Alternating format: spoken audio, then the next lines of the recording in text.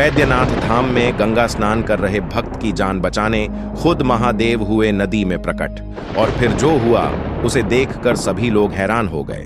दोस्तों, आज हम आपको बैद्यनाथ धाम में हुए महादेव भगवान शिव के चमत्कार की एक ऐसी सच्ची घटना सुनाने जा रहे हैं जिसे सुनकर आपके पैरों तले जमीन खिसक जाएगी और आपको भी पूर्ण विश्वास हो जाएगा कि वास्तव में जो भक्त महादेव को दिल से मानता है उसका कोई बाल भी बांका नहीं कर सकता। और इसका जीता जागता उदाहरण है इलाहाबाद के रहने वाले राम प्रसाद जी, जिन्होंने हमारे साथ महादेव के चमत्कार की यह सच्ची घटना साझा की है और बताया है कि कैसे स्वयं महादेव ने नदी में डूबने से उनकी जान बचाई। तो चलिए दोस्तों, वीडियो शुरू करते हैं। नमस्कार दोस्तों, स्वागत है आप सभी का एक बार फिर से। दोस्तों, सच्ची श्रद्धा से कमेंट्स में हर हर महादेव जरूर लिख दें। इलाहाबाद के रहने वाले राम प्रसाद जी हमें बताते हैं कि यह घटना साल 2003 की है, जब राम प्रसाद जी अपने कुछ दोस्तों के साथ बैद्यनाथ धाम दर्शन के लिए गए थे। राम प्रसाद जी बचपन से ही महादेव के परम भक्त थे। उन्हें महादेव की भक्ति करने में बड़ा ही आनंद आता था। जब भी उनके पास समय होता तो वो मन ही मन महादेव के भजन गुनगुनाते रहते। उनकी महादेव के प्रति ऐसी भक्ति देखकर लोग भी कहते थे कि राम प्रसाद जी, महादेव को इतना याद मत कीजिए, कहीं महादेव को स्वयं ना आना पड़ जाए।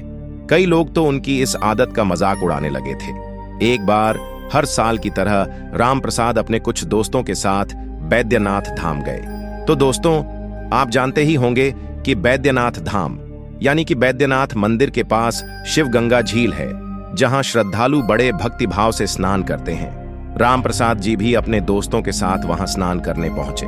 वहां पर रोजाना कई हजारों की संख्या में लोग एकत्रित होते हैं। उस दिन भी ऐसा ही नजारा था। हजारों की भीड़ वहां स्नान करने आई थी। ऐसे में मौसम का मिजाज बिगड़ा और जोरों की बारिश होने लगी, लेकिन भक्तों का उत्साह कम नहीं हुआ। तब भी कई भक्त घाट पर स्नान करने के लिए खड़े रहे।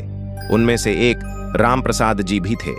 वो महादेव के परम भक्त थे और बिना स्नान किए वापस घर नहीं जाना चाहते थे। देखते ही देखते बारिश अधिक हो गई और नदी का पानी खतरे के निशान से काफी ऊपर आ गया। ऐसे में सुरक्षा कर्मियों को वहां से लोगों को हटाने के आदेश दिए गए। जब यह बात राम प्रसाद जी ने सुनी तो उन्होंने मन में ठान लिया कि चाहे कुछ भी हो जाए, वो यहां से बिना स्नान किए नहीं जाएंगे। इसके बाद जैसे ही सुरक्षाकर्मी लोगों को हटाने लगे तो राम प्रसाद तेजी से झील में कूद गए और डुबकियां लगाने लगे। दोस्तों, तभी अचानक से झील का बहाव और भी ज्यादा बढ़ गया और राम प्रसाद जी का संतुलन गड़बड़ा गया और वो झील के साथ बहते हुए कुछ दूरी पर चले गए। उसे बहते देख लोगों के बीच अफरा तफरी मच गई और लोग चिल्लाने लगे। वहीं राम प्रसाद भी झील के इस उफान को देखकर काफी घबरा गए और मन ही मन महादेव से विनती करने लगे कि हे महादेव, मुझे बचा लो। और मन ही मन हर हर महादेव, जय महादेव कहते हुए राम प्रसाद खुद को संभाल रहे थे। दोस्तों, देखते ही देखते वो झील की गहराई में डूबने लगे। अचानक से एक सुरक्षाकर्मी उनकी जान बचाने के लिए आया और राम प्रसाद को अपनी पीठ पर बैठाकर तैरते हुए घाट के पास सही सलामत ले गया। जैसे ही राम प्रसाद को उसने किनारे पर छोड़ा तो कई सुरक्षाकर्मी और अन्य लोग वहां पर आ गए। वहां पर मौजूद लोगों ने पूछा, आपको किसने बचाया है? जैसे ही राम प्रसाद ने उस सुरक्षाकर्मी का धन्यवाद करने के लिए उसकी तरफ देखा तो वहां पर कोई नहीं था। उसने वहां मौजूद अन्य सुरक्षाकर्मियों से पूछा कि आपकी टीम के एक व्यक्ति ने मेरी जान बचाई है, कृपया आप मुझे उनसे मिलवा दीजिए। तब सुरक्षाकर्मियों के इंचार्ज ने कहा कि हमारी टीम में से कोई भी नदी के अंदर नहीं कूदा, बल्कि हम लोग तो घाट के बाहर ही सबको दूर करके सुरक्षित स्थान पर पहुंचा रहे थे। आपको जरूर गलतफहमी हुई है।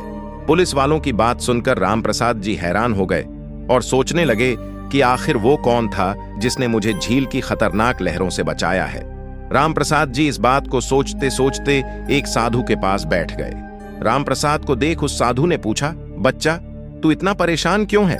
तब राम प्रसाद जी ने उस साधु को बताया कि बाबा, मैं इस बात से परेशान हूं कि मैं झील में स्नान कर रहा था और अचानक से झील में डूबने लगा और मेरी बेहोशी की हालत होने लगी।